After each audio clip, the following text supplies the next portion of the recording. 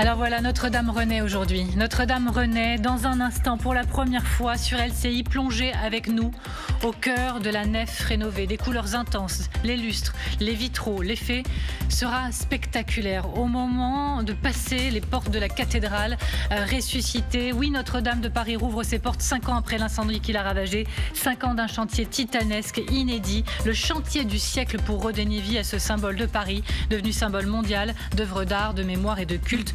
Nous serons sur le terrain, vous l'avez vu, avec Céla Bougriou, avec Mathieu Carman, et nous serons avec les images les plus prometteuses. Regardez comme c'est beau déjà ce que nous apercevons en ce moment. Et nous sommes en plateau pour en parler avec Caroline Pigaudy. Bonjour. Bonjour. Et merci beaucoup d'être avec nous. Vous êtes journaliste et écrivaine. Vous êtes auteur de Pourquoi eux, ils ont fait notre époque chez Plomb. Bonjour Père Marc Lambré. Merci beaucoup d'être avec nous également. Vous êtes prêtre de Paris. Vous êtes directeur du service pastoral d'études politiques. Bonjour Antoine-Marie Isoard. Merci beaucoup d'être avec nous. Vous êtes directeur de la rédaction de Famille Chrétienne. Bonjour également Didier Rickner. Merci d'être à nos côtés. Directeur de la rédaction du site de la Tribune de l'Art, auteur de Notre-Dame, une affaire d'État. Les belles lettres, c'est la maison d'édition. C'est sorti en 2023. Nous sommes toujours avec Elisabeth Martichoux et avec Guillaume Roquette. D'abord, les images, regardez comme elle est belle. Regardez comme elle est belle pour sa résurrection Notre-Dame. Céla Bougriou, vous suivez tout ça, bien sûr, pour LCI. Alors, il faut expliquer la raison. Aujourd'hui, Emmanuel Macron, on ouvre les portes parce qu'il vient saluer toutes ceux et toutes celles qui ont œuvré pour cette renaissance.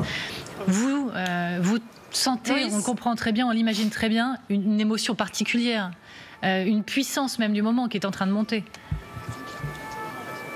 Évidemment, une émotion d'abord pour quiconque passe devant cet édifice et une émotion surtout, vous l'imaginez, pour tous ceux qui ont œuvré d'arrache-pied pendant 5 ans pour reconstruire ce joyau gothique du XIIe siècle, Notre-Dame de Paris, qui va donc, vous le disiez, nous offrir aujourd'hui ce nouveau décor, ce nouvel écrin. Et on a discuté avec les artisans, les compagnons, ceux qui ont été là pendant des heures et des heures, sans les compter d'ailleurs, pour faire en sorte que ce miracle soit possible. Évidemment, grande émotion, grande fierté aussi. Et tout à l'heure, le chef de l'État leur rendra hommage.